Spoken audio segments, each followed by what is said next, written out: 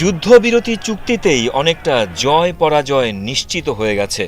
সমর বিশ্লেষকদের মতে কার্যত এই চুক্তি ইসরায়েলের জন্য পরাজয়। ইসরায়েলি প্রধানমন্ত্রী বেনিয়ামিন নেতানিয়াহুর আচরণও বলছে তিনি যুক্তরাষ্ট্র সহ নানা চাপে চুক্তিতে সায় দিলেও ভেতরে ভেতরে পুড়ছেন। বিপরীতে হামাসের জয় হয়ে উঠেছে পরিষ্কার। এই সুযোগ কাজে লাগিয়ে অনেক বিখ্যাত স্বাধীনতা সংগ্রামীকে ইসরায়েলি কারাগার থেকে মুক্ত করে আনছে হামাস। ইসরায়েলি আর্মি রেডিও জানিয়েছে মুক্তিপ্রাপ্ত বন্দীর তালিকায় আছে পশ্চিম তীরের popular front for the liberation of Palestine PFLP এর নেত্রী খালিদা জারার। তবে প্রথম ধাপেই অনেক শীর্ষ ফিলিস্তিনি বন্দীকে মুক্তি দিচ্ছে না ইসরায়েল। মুক্তি না পাওয়া এই তালিকার শীর্ষে আছেন যারা: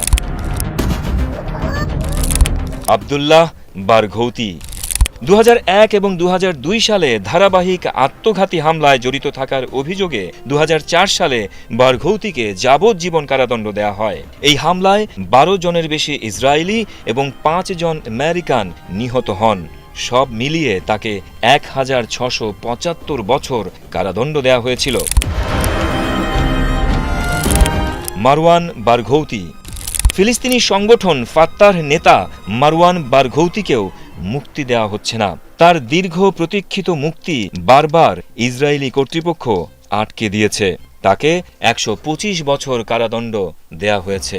মারওয়ানের পরিবার জানিয়েছে মারওয়ানের মুক্তির ব্যাপারে তারা আশাবাদী, কিন্তু তার সম্ভাব্য মুক্তির বিষয়ে তারা কোনো তথ্য পাননি। হাসান সালামা 1150 বছরের কারাদণ্ডপ্রাপ্ত। 1971 সালে গাজার খান ইউনিস শরণার্থী শিবিরে জন্মগ্রহণকারী হাসান সালামাকে 1996 সালে ধারাবাহিক আত্মঘাতী বোমা হামলার পরিকল্পনার জন্য দোষী সাব্যস্ত করা হয়েছিল। বোমা হামলায় কয়েক ডজন ইসরায়েলি নিহত এবং শত শত আহত হয়।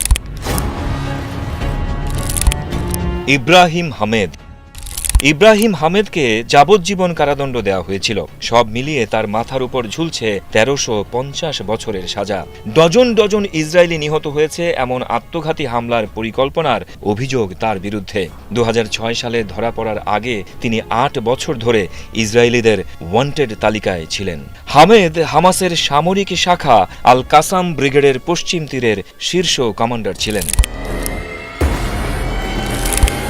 জাকারিয়া জুবাইদি গত 2 দশক ধরে ইসরায়েলি কারাগারে বন্দী আছেন 49 বছর বয়সী জাকারিয়া জুবাইদি, যিনি একাধারে যোদ্ধা ও চলচ্চিত্র পরিচালক। 2000 সালের গোড়ার দিকে দ্বিতীয় ইন্তিফাদার সময় জুবাইদি মুক্তি আন্দোলনের নেতা হিসেবে খ্যাতি অর্জন করেন। তার আমলেই ইসরায়েলের নিয়ন্ত্রণে থাকা প্রধান ফিলিস্তিনি শহরগুলি পুনরায় দখল নেওয়া হয়। তিনি আল আকসা শহীদ ব্রিগেডের শীর্ষ কমান্ডার ছিলেন। 2019 সালে ইসরায়েল তাকে আবারও গ্রেপ্তার করে। 2 বছর পর জুবাইদি এবং আরও 5 জন ফিলিস্তিনি বন্দী ইসরায়েলের সর্বোচ্চ নিরাপত্তা সম্পন্ন কারাগারের একটি ভূগর্ভস্থ সুড়ঙ্গ দিয়ে পালিয়ে যান, যদিও পরে তাদের আবারও আটক করা হয়। উইসাম আব্বাসি, মোহাম্মদ ওদেহ এবং ওয়ায়েল কাসিম দ্বিতীয় ইন্তিফাদার সময় ইসরায়েলিদের বিরুদ্ধে হামাসের হামলা চালানোর অভিযোগে 48 বছর বয়সী উইসাম আব্বাসি, 52 বছর বয়সী মোহাম্মদ ওদেহ এবং 54 বছরের ওয়ায়েল কাসিমকে 2002 সালে কারাগারে বন্দী করে ইসরায়েল। হত্যা এবং অন্যান্য অপরাধের জন্য 3 জনকে যাবজ্জীবন কারাদণ্ড দেওয়া হয়েছিল। ইসরায়েলি গণমাধ্যমের প্রতিবেদন অনুসারে জেরুজালেমের হামাস সেলের সাথে জড়িত থাকার অভিযোগে দোষী সাব্যস্ত হওয়া বেশ কয়েকজনের মধ্যে এই ব্যক্তিরা ছিলেন, যাদের বিরুদ্ধে জনাকীর্ণ বেসামরিক এলাকায় 30 জনেরও বেশি ইসরায়েলিকে হত্যার অভিযোগ রয়েছে।